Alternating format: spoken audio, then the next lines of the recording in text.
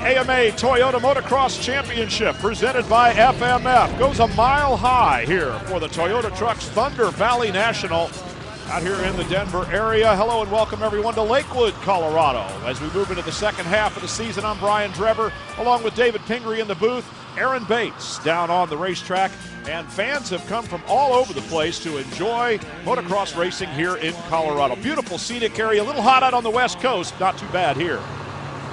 I'll tell you what, this is one of the best settings for a national. The track's completely on the side of a hill, great for spectating.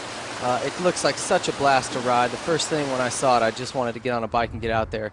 You got so many cool things around here, the Red Rocks Amphitheater, the mountains right here, Vail, all these great ski resorts, and right at the base of those mountains here we are with an amazing national track. And Ricky Carmichael, the man who has dominated the series, but we welcome back James Bubba Stewart, is going to make another appearance here in Toyota Motocross. Starting off the season on the right foot, James Stewart has had a roller coaster season from that point on with a lot of ups, but yet a lot of downs. And devoted to his fans, the promoters, and his team, is wanting to make a comeback here this weekend, making your debut. James, obviously the championship is out of reach at this point. Why the decision to come back here at Lakewood? I just wanted to come out for these guys, and they pay money to come see us race, and, my team and, everybody, I just, if I can ride, I just want to come out here and ride and just give them a good show, and that's what I'm here for this weekend. You got a lot of fans cheering you on, devoted fans at that. Good luck to you today. Keep it on two wheels. Thank you. Always good to see James back. As we take a look at the standings here, the AMA Motocross title is pretty much Ricky Carmichael's to lose at this point. Chad Reed in second position, James back in eighth. I think I saw a guy actually handing posters out for James. Here's Ernesto Fonseca. We welcome him making an appearance at the Motocross Tour. I'm doing awesome. I'm glad to be out here at the track, and can't thank everybody enough, for what they've done for me. I mean, it's been amazing. We've gotten, a lot of support from everyone, people, regular fans, people around the sport. Tony, my agent, has been amazing. My wife too. I mean, it's been great. After the injury and the accident, I really, it's hard to believe how many people know you and care about you. Well, it's always great to see Ernie out, and as Ricky Carmichael takes some practice laps here, Ernie Fonseca will be right on hand. James Bubba Stewart seems to come back with the same speed that he left with, almost as if nothing ever happened. Well, you don't lose that skill just by taking a couple weeks off, but he is going to lose a little bit of that polish. Maybe be a little rusty, a couple mistakes. Fitness is tough to maintain when you're not riding and training on a regular basis. So it'll be interesting to see what he's got today. Again, he came back and won a moto at Southwick after being smashed into the ground a week earlier. So this kid can do amazing things, that's for sure. Carmichael fastest in practice, but Mike Brown is here. No, I'm just having problems on my bike, just different things every week, breaking the way I ride, and, I'd rather be out finishing races than tearing stuff up. Every week it's been something, and I haven't finished the last, I think, 4 races, and, I think the best thing is to get on the 450. So we welcome Mike Brown to that 450, and how's he going to do? Well, he should do great. He's a great rider, and the 450 will suit him just fine. But I wonder how Chad Reed's going to do after that knee injury that he had at Unadilla. Well, Chad is second in the points championship and always willing to fight the good fight. I went for an MRI this week, and I tore my MCL. So it's life. There's nothing really I can do. They don't do surgery on it these days. So basically suck it up. Just kind of like my shoulder injury, and just try to keep it on the pegs. Well, it's tough when a track gets rutted and you've got bad knees. I've had mine twisted around backwards more than once, and you've really got to watch your toes. If they start pointing out and you come into a rut, they'll tear your foot right off and twist your knee. How about the track here at Denver? They've done a lot of work to ThunderValley Motocross Park to get it ready for an AMA National. David Claybaugh and his crew working hard. Now, they brought in so much sand and soil and mixed it up. They got Mark Barnett building the track, and he obviously knows what he's doing. He's been doing it a long time, and one of the best at it. So this track is amazing. It's ready to go. Here's our starting lineup as we take a look at all the names, and we've seen some of the faces who will head out on to the ThunderValley track when the gate drops. Any thoughts about this Denver round as we move to the second half of the season?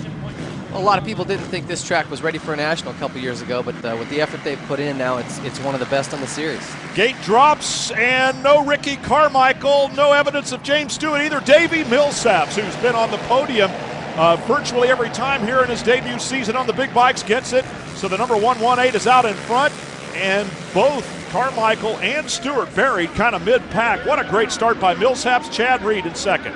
I think that's 3 whole shots in a row for Millsaps, so he's done something different with his starts. He was never known as a quick starter, but he's got them figured out now. So Millsaps out in front right now, and instead it is the number 26, Michael Byrne, not Reed, Byrne on the number 26 machine in second position. He loses the spot, and diving through on the inside, we've got a new second place rider. That's Kevin Windham in second. Looks like he's going moose hunting or something with that bright orange gear. Yeah, well, you won't have any trouble picking him out as the number 26 Byrne slides back into third position. Carmichael, there he is, about 6th, maybe 7th. James Bubba Stewart not too far behind him.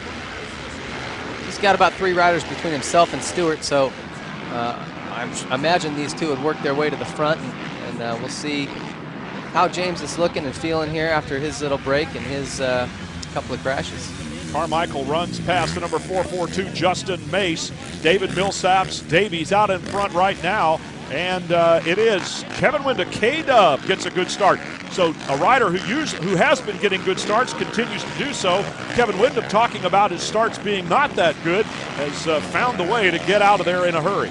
And they said they made some changes to the gearing on their bike that made all the difference for him, and it was a pretty drastic change, 4 or 5 teeth on the rear sprocket. So just changed maybe how the bike was pulling right out of the gate or when he had to shift, and whatever the change was they made, it's definitely working for him. Travis Preston also running among the leaders. Here comes Ricky Carmichael. He's already earned a few spots here in the opening lap at Thunder Valley. So Ricky Carmichael headed towards the front after not the best of starts. Word is that he might have bumped the gate just a little bit as he tried to take off. Yeah, I think he may have just flinched a little, then hit the brakes, and then, you know, when that happens, inevitably, as soon as you grab the brakes, then the gate drops. So you've got to be real patient waiting for that thing to fall. And Ricky's usually the man at doing that, but I guess you can't win them all. Can't be perfect all the time. So Ricky Carmichael heading towards the front right now, picking off riders one at a time as he heads in that direction. He's working on the number 15, Timmy Ferry, right now on the Honda CRF 450. And Ferry, perhaps inevitably, is going to lose that number 5 position. Carmichael is flying. No signs of James Stewart just yet. Carmichael around the number 15 of Ferry, so now he's into 5th position. And this early in the race, it's not as far forward to each rider. Well, this track definitely favors a guy like Ricky Carmichael. It's, first of all, you're at elevations over 5,000 feet. And when you're coming off an entire season of Supercross racing, you're already halfway through the Nationals, what becomes really critical is recovery. Every week after the races, guys are flying home, spending time on airplanes. You're dehydrated. It's really hard to recover and be ready for the next round. You come here, this track is at elevation. It's very hard to breathe. Your body's already beat up from the whole season. This is one of the roughest tracks on the circuit, so very, very physically demanding. Carmichael working on Travis Preston for 4th position right now. Talk about what altitude does to the machines, problems with overheating, perhaps even fuel boil and stuff like that. I mean, so the mechanics have to make adjustments just as the riders do. Yeah, it's also I would say the toughest race of the year mechanically. The bikes definitely have an issue with the fuel boiling. Wow, Carmichael passed 2 riders up into 3rd position as he takes Michael Byrne and the number 11 Travis Preston. So he's up onto the podium here real early in the race. And yeah, the bikes are a little slower at altitude, and the riders too. That's right. When you can't get as much air into the bike, you also can't feed it as much fuel. Guys are having to lean their bikes way out for this round, and the bikes are noticeably slower up here. Davey Millsap still holding on to the front position, the 18-year-old on that factory Honda with a great start. Only Kevin Windham for company on another Honda, but here comes Ricky Carmichael. He's made short work of 4 or 5 riders in front of him off the start, and now he's heading towards the leaders, but there's a ways to go. We'll be right back with more here from Thunder Valley. Take a look at our Toyota leaderboard. It is Stewart back in 6th. Podium. James Bubba Stewart a little bit further back. He's trying to work his way up through the field as well. He's following Ricky to the front, though. He seems to have Ricky's pace. He's right there. Be interesting to see, though, how long he can last. He hasn't been able to ride and train and do the things that he's used to doing on a regular basis to keep him in shape. He's heading up towards Timmy Ferry right now, and also to Michael Byrne. He's got Ferry. Here's Byrne. Byrne just in front of him. Ricky Carmichael showing great speed to get to the front. And let's see if James Stewart can get up there to challenge. Along with Carmichael, it's always fun to watch those two battle no matter what position it is. I think I just saw James make a pass on Tim Ferry while he was pulling a tear off, going around a turn. I don't know how many people can actually pull that off. Well, you can count them on one hand and probably have fingers left over. You could chop half your fingers off and still count them on one hand, I think. Here comes James Stewart on the number 26, Michael Byrne, fellow Kawasaki rider. Stewart around the outside, tries to drive back in and get a run at him. Way around the outside, carrying speed up the hill. James Stewart, fitness not a problem early in the race, but you're saying it might be later? Yeah, definitely. One of the big things you got to do as he makes a pass on Byrne here, works his way up. One of the key things about racing is being able to breathe, take deep breaths, keep your heart rate down. And what's going to happen to these guys up here at altitude, as we see Justin Buckaloo punched over. Yeah, well, not feeling the best as he sits there in the dirt right now. Probably took a long, hard hit, and his air went somewhere else. Davey Millsap still your leader, riding flawlessly up front. Kevin Windham can't do anything with him, at least not yet. Millsap's looking good. Well, these guys get 15, 20 minutes into the moto, and they're starting to get a little tired. They'll go to take deep breaths to sort of try to recover and just reset themselves, and the oxygen just isn't there. They're not getting enough air as what they're used to getting, so that'll definitely affect these guys later on. Oh, problems for Timmy Ferry as well. Stalled the bike, and we know how hard they are to get started again. He does get it running and up and going, but once those bikes get hot and stalled, it seems as though it takes a few kicks, if not more, to get them going again. Millsaps, then Windham. Still the order, 1-2. Ricky Carmichael getting into third position rather quickly, and now he's not far behind Windham, who's second. I think this is the longest Millsaps has led a moto, too, so this has got to be good for his confidence. I'm sure he can see Ricky coming, but I don't think he's got any ideas that he's going to beat Ricky right now just yet. But the longer he can lead and the more comfortable he can get running up front, that's going to pay off for him down the road when he is a threat and a contender to win this class. Well, to resist the urge to succumb to the pressure, the longer he can do that, and the longer you can do that, the better off you are. But here comes Ricky Carmichael, just relentless in his pursuit of the leaders. He's got Kevin Windham in his sights right now. Let's see how long K-Dub can hold off the number 4 Makita Suzuki. You watch these guys, I mean, there's not any point on this track where their suspension isn't moving. This track's so rough, it's constantly going uphill or downhill, and some of this elevation, it's hard to get a feel for it on television, but this is on the side of a hill. Everything is either uphill, downhill, or off camber, or running across the hill. So this track doesn't give you any chance to rest. And you can see all the bumps all the way around the turn. So tough track. Kevin Windham holding off Carmichael in a turn or a section that he favors and was able to make passes in before. Now they're kind of in a one-line part of the racetrack. Carmichael's going to have to be patient here, look for an opportunity. Doesn't want to cross wheels with Windham and run a chance of running into him. Flattens that one out nice, gets the drive, gets the wheels down on the ground, and makes the pass on Kevin Windham for second. Textbook and beautiful. Heading towards Millsaps now and gaining on him rapidly, using some patient moves to get around Kevin Windham now. He can study the number 118 Honda in front of him. Carmichael's the best at being prepared. He'll study tapes from last year and say, all right, what was this track like? It had deep ruts, it had this and that. He'll go find a practice track that's got that and work on that stuff specifically to be ready for every weekend. And they say luck favors the prepared, and it's definitely Ricky. Although, I'd like to tell you that's a timeless Nietzsche quote that I've committed to memory. I think I actually got that from The Incredibles, the animated film. That's embarrassing. Davey Millsap still holding on to the front position. Ricky Carmichael trying to patiently get up there to the young 18-year-old Millsaps. Here's that corner where we've seen him have some success, but still no move on Millsaps. Millsaps doing a great job of holding him off, and Carmichael has to be patient. Can't work that bike too hard, nor himself. The altitude will magnify any impatience you might have. Well, you start over-revving these bikes, and they don't like that to begin with. They're very low RPM bikes. You want to short shift them and keep the RPMs down, use the torque. But the more you rev them, the hotter they'll get, and the quicker that fuel will boil. Because even though they use a high-temperature tape underneath the tank and the big radiators, vented front number plates to try to get more airflow through there, the carburetor is still sitting just on top of the cases and just behind the cylinder and head. So there's a lot of heat coming by there.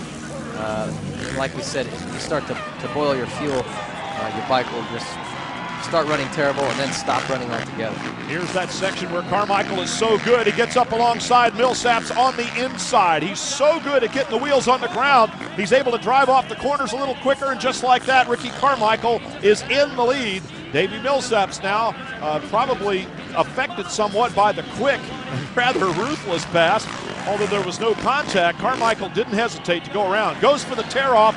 Maybe doesn't have one. He's wiping his face in the air. He's actually got roll-offs on, which is a surprise to me. I don't know if he's had some troubles with running out of tear-offs. We saw him at Sacramento. It was a little bit muddy. He had to pull his goggles off, so maybe he's just trying to avoid that. But he actually pulled the roll-off string a few times and then took his hand and wiped above and below it to try to get a clear vision across his whole goggles. And here we get our first look at Chad Reed, who's battling for fifth with Michael Byrne. Well, Reed having some trouble in the field coming up, takes the spot. Now Chad Reed on the number 22, second in the championships, fifth on the track. And with that, we'll take a short commercial break here. The order is set. There's our Toyota leaderboard, and Stewart is fourth. Ricky Carmichael. Well, they say a basic premise of racing is that the most important turn on the track is the one before the longest straightaway. Also applies to a turn before a hill. And particularly when it's sandy dirt where you can't get a lot of acceleration. Here you see a tight right-handed rut Ricky Carmichael's going through, very sandy and uphill coming out of that corner. So the more momentum you can carry through the turn, the better off you're going to be. Now, you don't want to fly in too fast. You see Ricky Carmichael very patient, make sure he's in the rut, and then starts accelerating. He carries momentum out of the turn and up the hill and uses that acceleration to carry him to the top of the hill quicker rather than trying to accelerate in the sand. Well, Ricky Carmichael seems to have learned a little something from our riding tip, because he's done everything exactly right here at Thunder Valley again. He's in the lead, and now we're watching a little bit deeper in the field. Battle for third position now as James Stewart is up behind Kevin Windham. Ahead of him, it's Millsaps and Carmichael. I like that lineup both of those guys are using. It looks like they're jumping over the corner marker, but they're landing just right on the edge of it.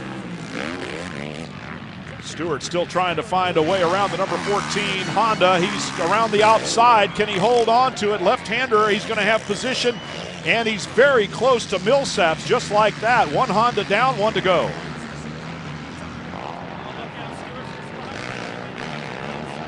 Stewart rolling already, maybe taking a little bit of time. Bad start, didn't get as quickly to the front as did Carmichael, but he certainly headed in the same direction. Stewart behind Millsaps, second place at issue here. Millsaps held off Carmichael for quite a while. How long can he hold off James Stewart? So far, so good. Stewart pulls up alongside, gets the wheels on the ground, in position in the rut. Millsaps crosses back behind him, but Stewart's too much drive. Hey, same turn he passed Timmy Ferry earlier. He passes Millsaps, pulls the tear off again while he's turning on the gas. Now the question is, does James Stewart have enough speed to catch Ricky Carmichael or even challenge for the lead? Millsaps not giving up, tries to cross back inside, but Stewart holds the spot. You know, everyone in Stewart's camp was saying he's not particularly coming here with a winning mindset. He wants to come out and try to work himself back into the pace, help continue to develop that Kawasaki 450 that he's on. And he realizes he's out of the championship chase. He doesn't want to come and have another crash and another bad weekend. So I think for him at this point, he just wants to be consistent, put in a good solid ride, and continue to work throughout the rest of the season to improve himself and the bike. Millsaps not giving up on James Stewart, and while he might have earned a measure of confidence from leading this race longer than any he has before, he's probably also got to be feeling pretty good about taking it to Stewart in traffic the way he's doing. James has had to come up from the back, so he's had to ride maybe a little bit harder than Davey has, but 31. Jason Thomas out of Florida going a lap down to the leader and now to the battle for second. He's doing a pretty good job too. Look how deep that rut is right there. Those guys are having to lift their leg all the way up by the handlebars to not hang it up in that rut. And Jeff Gibson out of Ohio on a Honda also having problems there holding off the leaders, trying to find a way to let them get by. Chad Reed has stalled the bike, so the number 22, second in the championship, parked in the middle of the course. Kick, kick, kick. Carmichael looking good out front.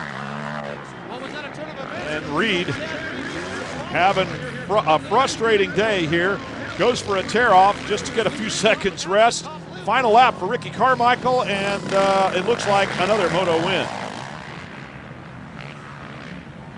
Ricky's amazing. Like I said, this is his kind of track. And, he's got Barnett building all of his tracks at home, so maybe there's some similarities in the way they prep it and the different things that Barnett does to really make the track difficult. Ricky Carmichael having one last look back to see if anybody's really there, and the answer is nobody in sight. Chad Reed is really going to have a problem. This helps Carmichael in the championship. James Stewart coming in behind. Ricky Carmichael enjoying some refreshment after a hot moto here at altitude as we take a look at our Suzuki Moto results. Carmichael, Stewart, 1-2. That doesn't begin to tell the story. Davey Millsaps in third position as we look at the remainder of the results. Let's hear from our winners first, Millsaps. Well, I don't know as though I ever expected to see the day where Davey Millsaps once again takes a whole shot on an uphill start. Davey, you've been practicing your starts, obviously. How are you able to master them? I don't know, man. I go home every weekend and practice starts with Brian and Martine, and, you know, I come out here and get after it. Our Racer X hole shot goes to the man who got after it. Millsaps on the number 118 gets the measure of the field, crosses the line, and earns that bonus. Stayed out in front for a while, too, didn't he? Well, not yet 100%, but it doesn't seem to matter when you're a warrior like this one. James, once again, giving it your all out there. You've had a pretty rough day today. You said you weren't feeling it this afternoon, but you're out here for your fans. Yeah, you know, man, I haven't rode since, you know, Sunday morning of last week, so it was a little tough on me being up at altitude, and it was cool, though. You know, the fans are great out here, and all I can do is my best.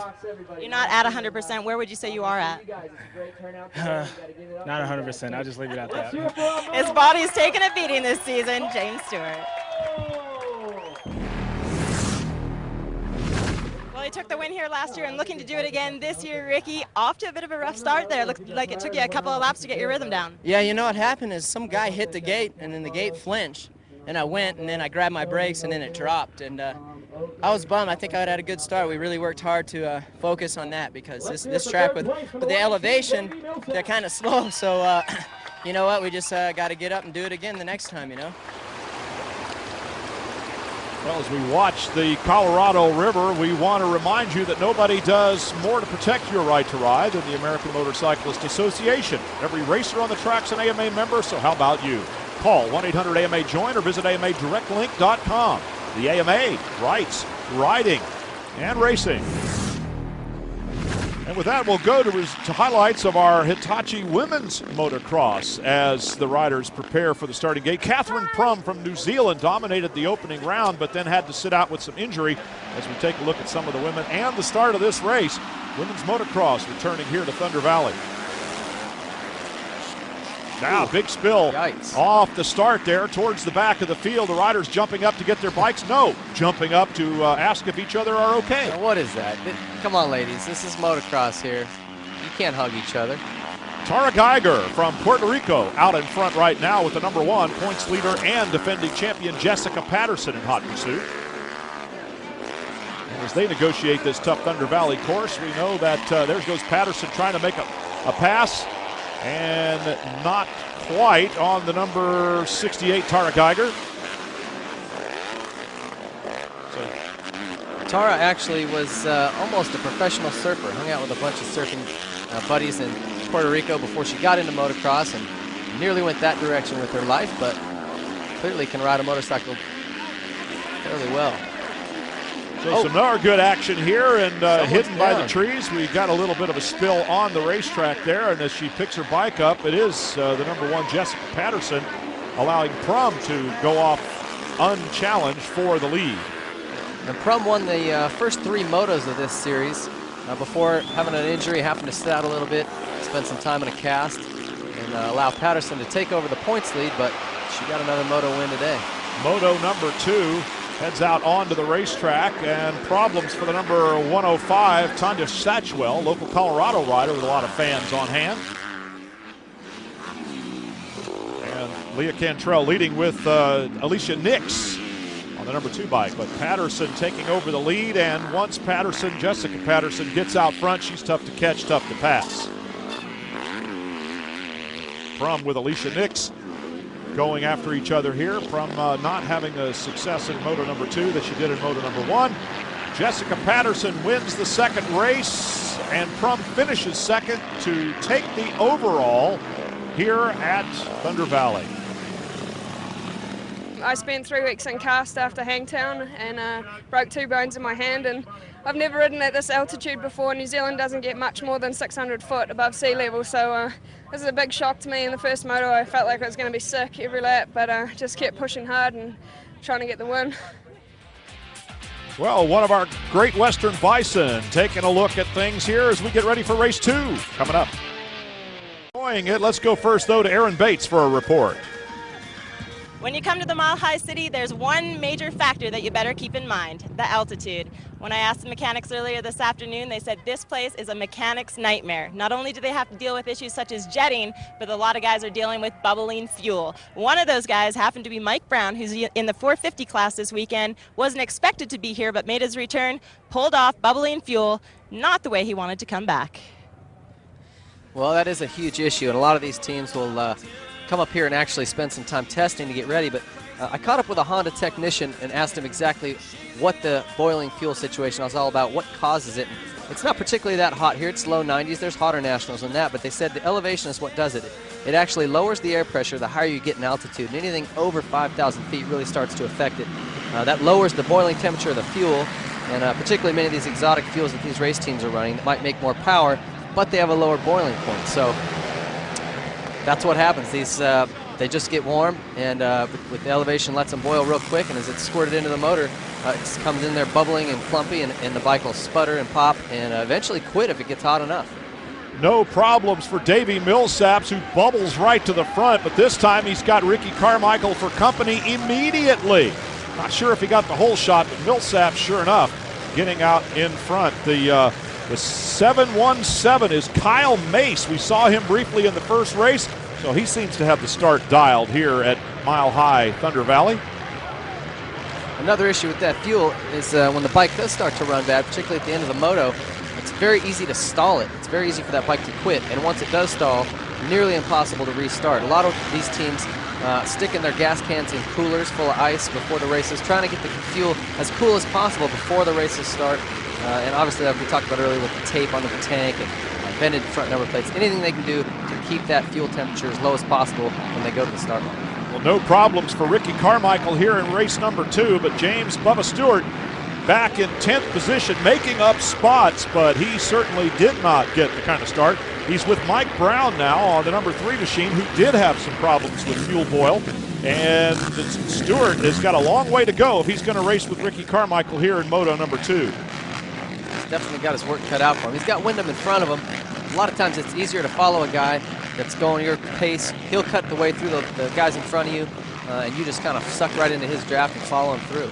So Carmichael, then Millsaps, then Chad Reed. The 26 is burned. Everybody lined up one after the other. And way over here on a different racetrack altogether goes James Stewart, looking for new lines and fresh ways to get around. James has always been creative. You see off that jump, he glances over, just keeping an eye on who's out front, how far back he is, and just how hard he needs to ride to get up to those guys and be in contention for the race, win, or wherever he wants to be.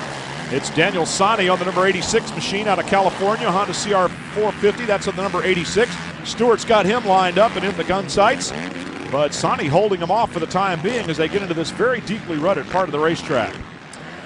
Sani had some trouble in the first moto, but this kid is actually was a highly touted amateur. He came in with Ryan Villapoto, Michael LaPaglia, guys like that who were really expected to do well. And he's a little quiet, but he's actually shown a lot of signs of brilliance here lately, and could be a win contender here down the road. So Millsaps trying to hold off Reed. Reed second in the championship.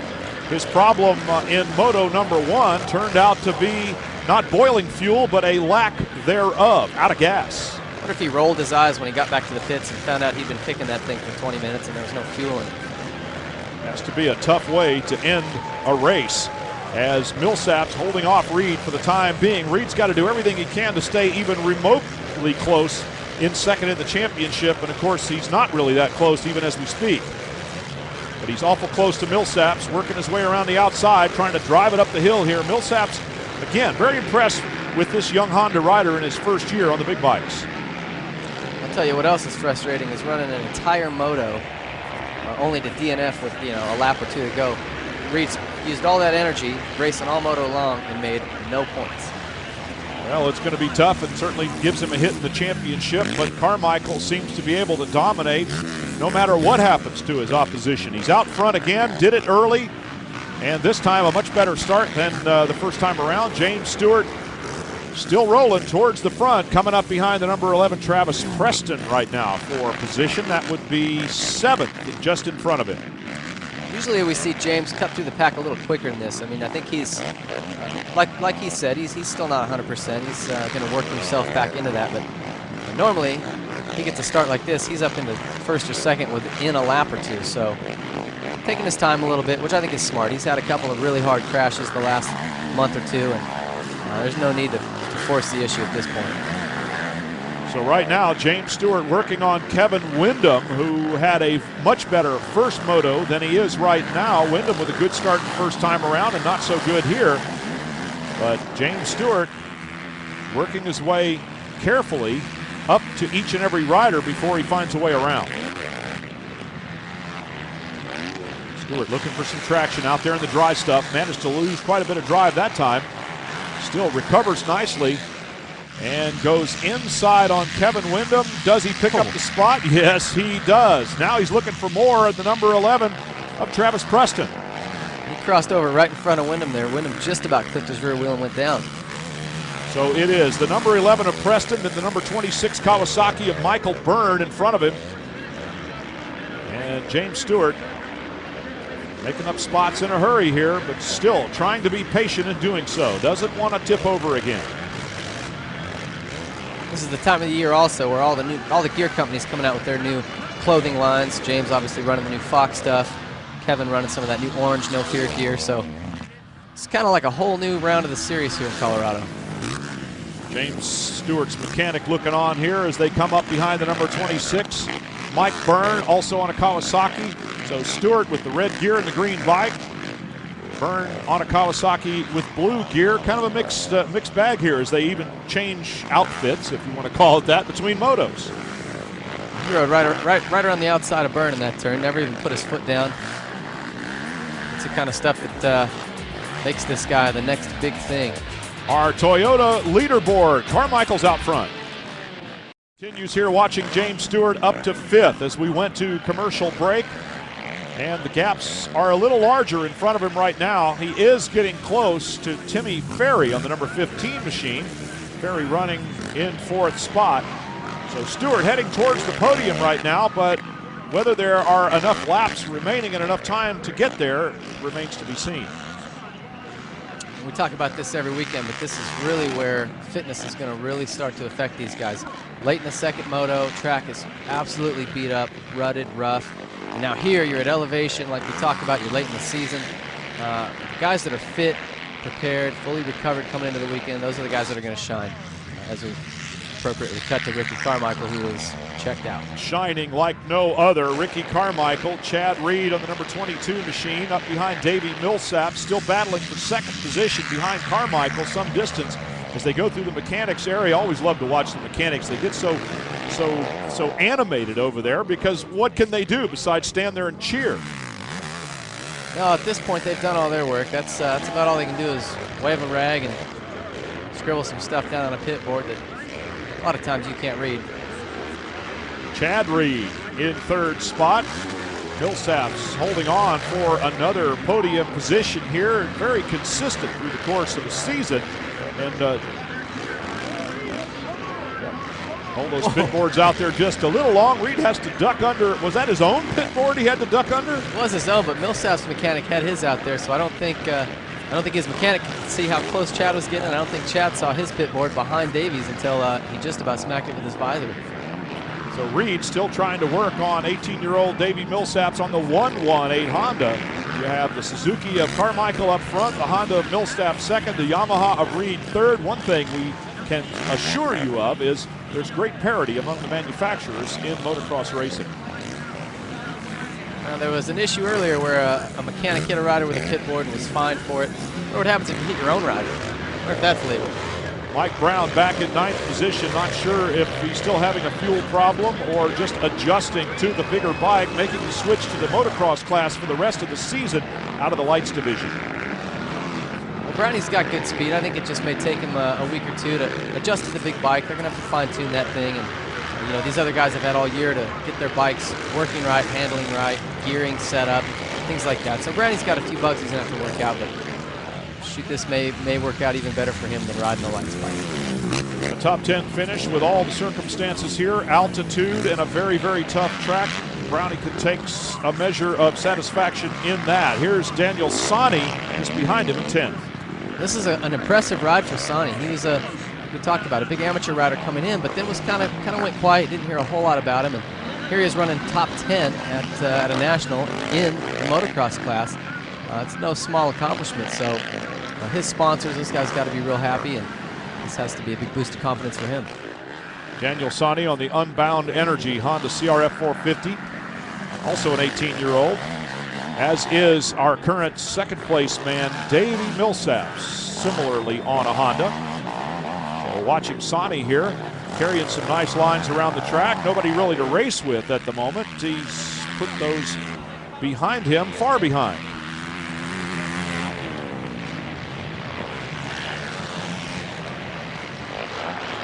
You know, as a young kid like this, usually you're in the lights class, so for him to jump up and just be running with these, the biggest stars in the sport, that'd be a little intimidating. He seems like it's not bothering him at all. Ricky Carmichael looking smooth in spite of the very rough and rutted up track. This Thunder Valley motocross course has gotten pretty well used here by the time Moto number 2 for the big bikes comes along. You get to a track like this that's constantly up, down, ruts, braking bumps, and chop everywhere. Your suspension setup is critical. You know, I know Ricky finally made a breakthrough at Redbud with his chassis and suspension setup that he's really happy with. That'll really pay dividends for him here at a track like this today. Only a few lap riders for company. Carmichael on his way to Honda, the company that defines performance in motorcycles, ATVs, personal watercraft, and scooters. James Stewart heading for the podium once again here on the comeback trail. He's got Kevin Windham behind him. A little bit of a bobble there, but no major drama. That could have got ugly in a hurry. And Windham back inside on Stewart. These two battling for third place. Final spot on the podium. Lappers getting out of the way for fourth place, sorry. And Windham, Stewart. And up in front of them, it's Millsaps and Reed behind Ricky Carmichael. That's the podium right now. You see James sitting a lot more back there a couple turns ago. It's almost, he looks exhausted. He looks to me like his arms are loose. He doesn't even have a real good grip on the bars, but he's just riding with heart at this point, trying to get that, yeah, I mean, you can see him, he's shot. So he's just trying to hang on at this point. James Stewart in front of Kevin Windham now, and it could be that he's made a pass that'll stick. No, Windham comes by again. So Kevin Windham lighting the crowd up here, racing with James Stewart.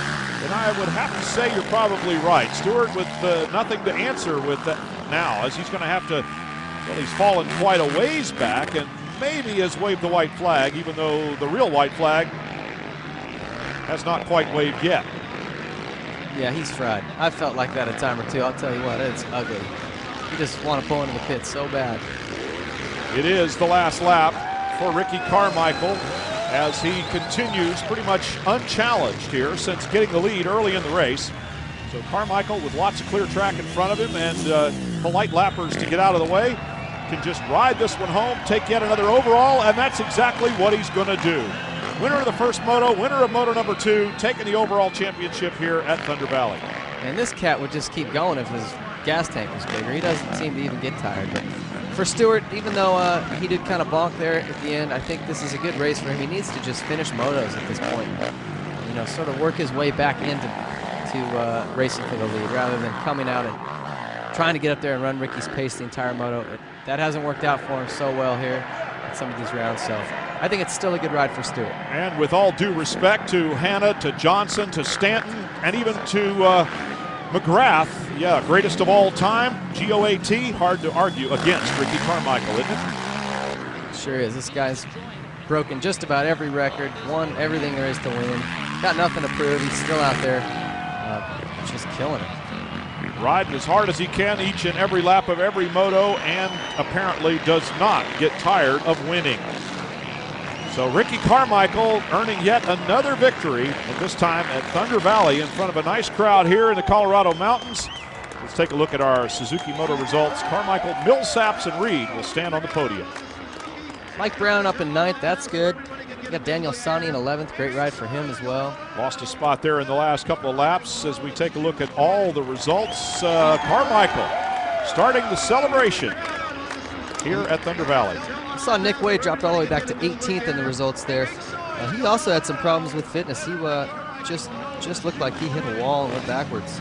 Carmichael taking a little bit of extra time to thank the fans here as we look at our overall results. Carmichael, of course, running a limited schedule. Perhaps Thunder Valley is not on that. So Millsaps second, James Stewart third overall.